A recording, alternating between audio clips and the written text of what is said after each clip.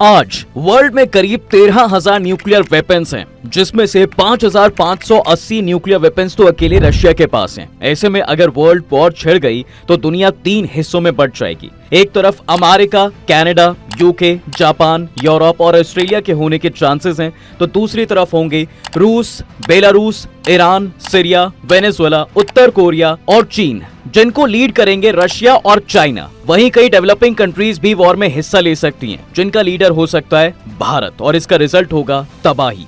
हर तरफ nuclear bombs गिर रहे होंगे, पूरी दुनिया आग और बारूद की चपेट में होगी और इंसान अपने आधे पिघले हुए शरीर के साथ रेंगता हुआ नजर आएगा। जगह जगह लाशें पड़ी होंगी, जिन्हें संभालने वाला भी शायद कोई नहीं होगा। तो ऐसे में आप क्या करेंगे?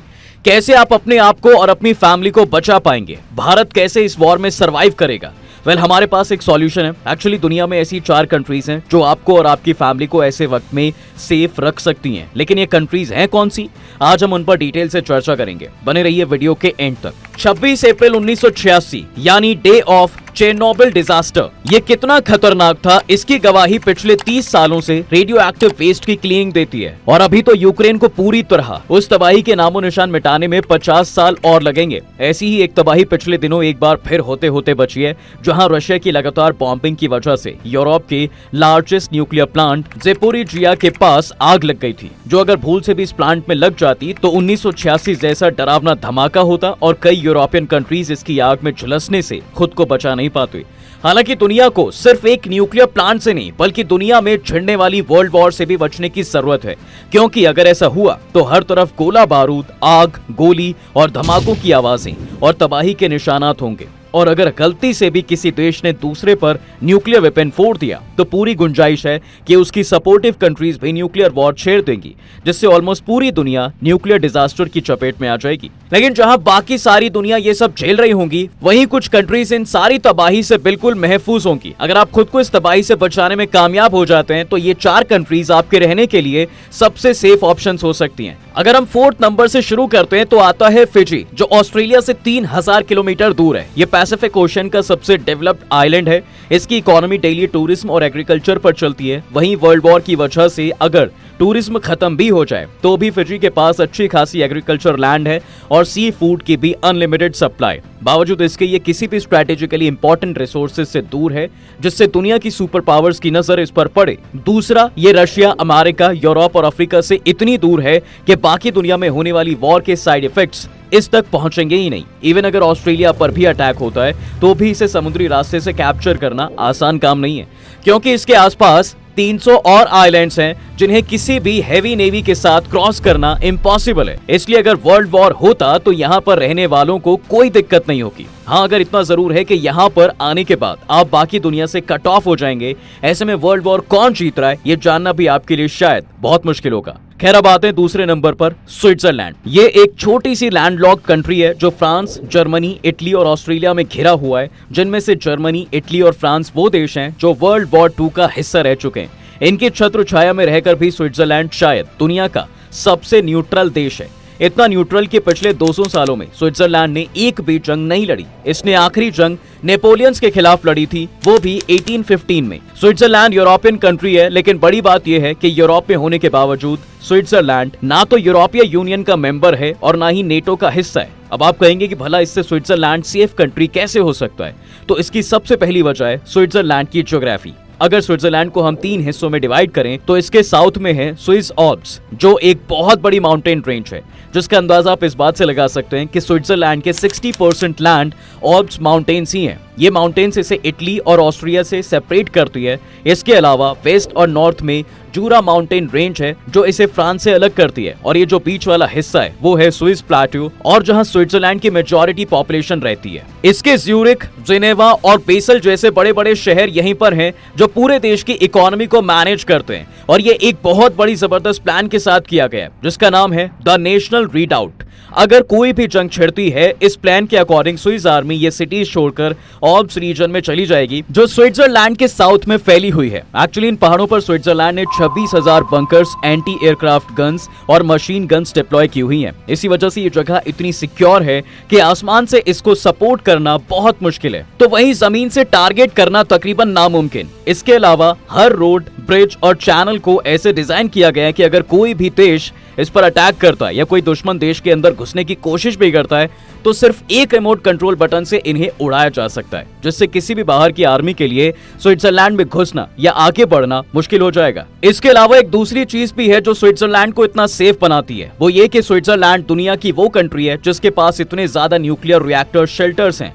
अगर उस पर कोई भी न्यूक्लियर अटैक होता है तो वो अपनी सारी आबादी को बचा सकता है। बता दें कि 1978 के बाद से स्विट्जरलैंड में एक रूल बना दिया गया है जिसके अकॉर्डिंग हर रेजिडेंशियल बिल्डिंग में न्यूक्लियर शेल्टर होना कंपलसरी है और इसकी कैपेसिटी इतनी ज्यादा रखी गई है जो तकरीबन 12 मेगाटन का ब्लास्ट बर्दाश्त कर सके। स्विट्जरलैंड की न्यूक्लियर शेल्टर कैपेसिटी 114% है, यानी सिर्फ अपने ही नहीं बल्कि बाहर से 14% लोग भी अगर आ जाएं तो ये शेल्टर उन्हें भी अकोमोडेट कर सकता है। तो हम ये कह सकते हैं कि न्यूक्लियर वॉर भी स्विट्जरलैंड का कुछ नहीं बिगाड़ सकती। और इसलिए किसी ने कहा था कि अगर दुनिया में न्यूक्लियर वॉर हुई तो सिर्फ 3 चीजें बचेंगी, कुछ कंट्रीज के प्रेसिडेंट्स, कॉकरोचेस और 86 लाख की स्विस आबादी। तीसरे नंबर पर आती है न्यूजीलैंड, जो फिजी से कुछ मीलों की दूरी पर है, जो कि ग्लोबल पीस इंडेक्स के मुताबिक दुनिया का सबसे पीसफुल और दुनिया का 10वां सबसे खुशहाल देश है। लेकिन इसकी वर्ल्ड वॉर 3 में सेफ रहने की असल वजह इसकी लोकेशन, जियोपॉलिटिकल पॉलिसीज और रिसोर्सेज रीच होना है। पहले आप न्यूजीलैंड के मैप को देखिए। अगर हम इसकी लोकेशन की बात करें तो न्यूजीलैंड फिजी से भी 1600 मील दूर साउथ में है, यानी वर्ल्ड वॉर के एक्शन से और भी ज्यादा दूर। दूसरा, न्यूजीलैंड के साउथ हाउस ऑल्प्स की माउंटेन रेंज है। अगर यहाँ पर सडन कोई अटैक होता है तो ये रेंज न्यूजीलैंड को एक नेचुरल प्रोटेक्शन देती है। इसके अलावा न्यूजीलैंड की सेफ्टी की तीसरी वजह है यहाँ की पीसफुल फॉरेन पॉलिसी, जो ये गारंटी देती है कि वो किसी भी वर्ल्ड वॉर का हिस्सा ना बने। वहीं इसका लास्ट और सबसे इंपॉर्टेंट पॉइंट है इसकी इंटरनेशनल जियोपॉलिटिक्स, जिसमें न्यूजीलैंड की कोई बहुत ज्यादा स्ट्रैटेजिक इंपॉर्टेंस नहीं है। इस वजह से भी न्यूजीलैंड दुनिया के बाकी कंट्रीज के लिए इतना जरूरी नहीं है कि जिसको हासिल करने के लिए वो इतनी मशक्कत उठाकर इस पर अटैक करे। इसलिए ये वर्ल्ड वॉर में सेफेस्ट कंट्रीज में से एक है। अब आखिरी नंबर पर आता है आइसलैंड, जो यूके और बाकी यूरोप से 1000 मील की दूरी पर बसा हुआ है। आइसलैंड बेहद खूबसूरत होने के साथ साथ नेचुरल रिसोर्सेज से माला माल है। ये अटलांटिक ओशन का दूसरा सबसे बड़ा आइलैंड है। आइसलैंड में 2 ऐसी चीजें हैं जो इसे दुनिया में होने वाली हर वॉर से दूर रखती हैं, यानी इसे सेफेस्ट कंट्री बनाती हैं। ऐसे में सबसे पहले आती है इसकी लोकेशन। ये यूके और बाकी यूरोपीय देशों से इतना दूर है कि अगर डायरेक्ट वॉर होती है तो इसकी तरफ किसी का ध्यान भी नहीं जाएगा। और दूसरा, आइसलैंड के पास इतने ज्यादा रिन्यूएबल एनर्जी रिसोर्सेज हैं कि ये अपनी ही 100% एनर्जी खुद ही जनरेट करता है। आइसलैंड के पास असल में बहुत ज्यादा जियोथर्मल एनर्जी है जिसे ये बिजली और हीट में कन्वर्ट करता है, इसलिए इसे बाहर से कोई एनर्जी इंपोर्ट करने की जरूरत ही नहीं पड़ती। तो जहां बाकी कंट्रीज वर्ल्ड वॉर के दौरान एनर्जी क्राइसिस से गुजर रहे होंगे, वहीं आइसलैंड को कोई खास फर्क नहीं पड़ेगा।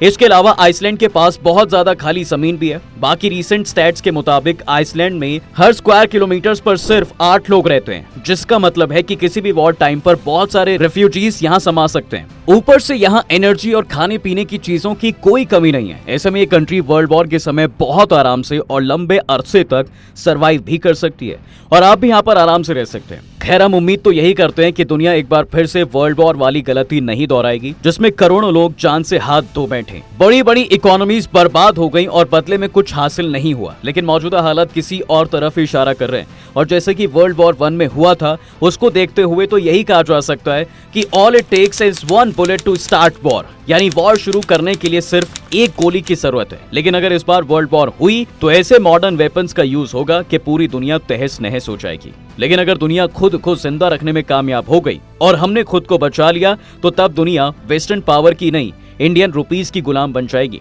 लेकिन कैसे? एक्चुअली युद्ध के दौरान अगर किसी कंट्री ने न्यूक्लियर अटैक कर दिया और बाकी कंट्रीज पर कूद पड़े तो उन ब्लास्ट से निकली हीट से हर जगह बस आग ही आग होगी। ब्लास्ट स्पॉट पर मौजूद सभी लोग इंस्टेंट वेपोराइज्ड हो जाएंगे और जो बच जाएंगे वो अपने आधे पिघले धड़ के साथ कहीं छिपने की जगह तलाशते रह जाएंगे। और ये तो बस शुरुआत होगी, इसके बाद शुरू होगा असली खेल, and that starting with rapid global warming. Blast और उससे पैदा हुए फॉरेस्ट फायर से अर्थ का ऑक्सीजन कंसंट्रेशन तेजी से डिलीट होने लगेगा, जिससे आसमान में टॉक्सिक गैसेस ही राज करेंगी। अब क्योंकि ये ग्रीन हाउस गैसेस हैं तो धरती का टेम्परेचर और भी ज्यादा बढ़ने लगेगा और पोलर आइस तेजी से मेल्ट होने लगेगा, जिससे सी लेवल अचानक से बहुत बढ़ जाएगा, जो जन्म देगा एसिड रेन को। एक्चुअली जब ब्लास्ट से निकली हिट अपने चरम पर होगी तब उससे समुद्र का पानी तेजी से वेपोरेट होने लगेगा और उससे बने बादल टॉक्सिक गैसेस के साथ मिलकर एसिड के तौर पर बरसने लगेंगे, यानी जमीन के साथ साथ पानी भी सबकी जान का दुश्मन बन जाए। और इसी दौरान एक और अनहोनी भी अपने पैर पसारती हुई नजर आएगी। That would be earthquake and tsunami. Actually साल 1961 में ऐसा ही कुछ देखने को मिला था, जब एक न्यूक्लियर बॉम्ब जमीन से 13,000 फीट की ऊंचाई से फोड़ा गया था, जिसकी कैपेसिटी महज 3.8 मेगाटन की थी। तब भी उससे 5 से 5.25 मैग्नीट्यूड के भूकंप वेव्स पैदा हो गए थे। तो सोचो, अगर हजारों की तादाद में न्यूक्लियर बम फोड़े गए तो उससे पैदा हुए भूकंप से जमीन फटने लगेगी, समुद्र में ऊंची ऊंची लहरें उठने लगेंगी और देखते देखते पूरा प्लैनेट समुद्र के नीचे समा जाएगा। कहने का मतलब इतना है कि इस वक्त तक इंसानों का नामो निशान ऑलमोस्ट मिट चुका होगा। लेकिन सिर्फ इंसानों के खत्म होने से ये सीक्वेंस ऑफ इवेंट्स थम नहीं जाएंगे। लेकिन अगर ये वॉर न्यूक्लियर लेवल तक गया ही नहीं, बल्कि ये नॉर्मल गोला बारूद तक ही रहा, तो हो सकता है कि एक दिन जब सोकर उठो तो शायद आपको ये पता चले कि यूएस डॉलर की जगह हमारे रुपयों ने ले ली है, क्योंकि इस वॉर से इंडिया एक सुपर पावर बनकर उभरेगा। आप शायद अभी यकीन न करें, लेकिन ये बिल्कुल सच है। यानी जो चीज हमने आपको इमेजिन करने के लिए कही, वो एक्चुअली में हकीकत बन सकती है। लेकिन कैसे?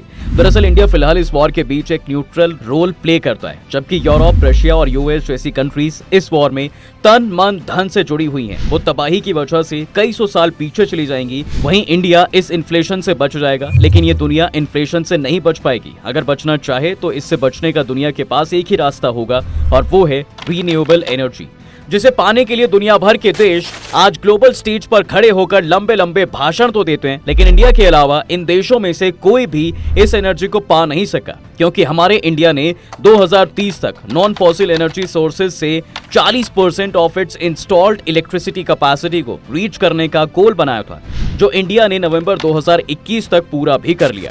इंडिया के इसी एडवांटेज की वजह से India will impose itself as a global super power, क्योंकि जब दूसरी कंट्रीज अपनी इंडस्ट्रीज को रीबिल्ड कर रही होंगी, उस वक्त इंडिया इन्हीं देशों में अपने प्रोडक्ट्स को सेल करेगा। हालांकि इंडिया को सुपर पावर बनाने वाली रिन्यूएबल एनर्जी के अलावा और भी कई एस्पेक्ट्स हैं जो इंडिया के फेवर में होंगे, जैसे एक इंसान की बेसिक नेसेसिटी यानी फूड, क्लोथिंग और हाउस के मामले में भी इंडिया काफी हद तक सेल्फ रिलायंट है। हालांकि इंडिया को कंप्लीटली सेल्फ रिलायंट बनने में टाइम जरूर लगेगा। इंडिया एक दिन अपने टारगेट को अचीव जरूर कर लेगा। लेकिन सोचने वाली बात यह है कि जिस तरह से इंडस्ट्रियल इवैल्यूएशन के चलते यूरोप ने पूरी दुनिया में पीछे छूट चुके देशों और इंडिया पर अपनी लगाम कस ली थी, हमारे देश को गुलामी की जंजीरों में बांध दिया था, क्या इस बार इंडिया उसकी राह चुनेगा और यूरोप को गुलाम की जंजीरों में बांधकर उस पर राज करेगा, या फिर हमारा देश एक सुपर पावर बनने के बाद भी अपने मोरल वैल्यूज को बनाए रखेगा? और सबसे बड़ी बात, अगर वर्ल्ड वॉर हुआ तो क्या इंडिया इससे दूर रह पाएगा?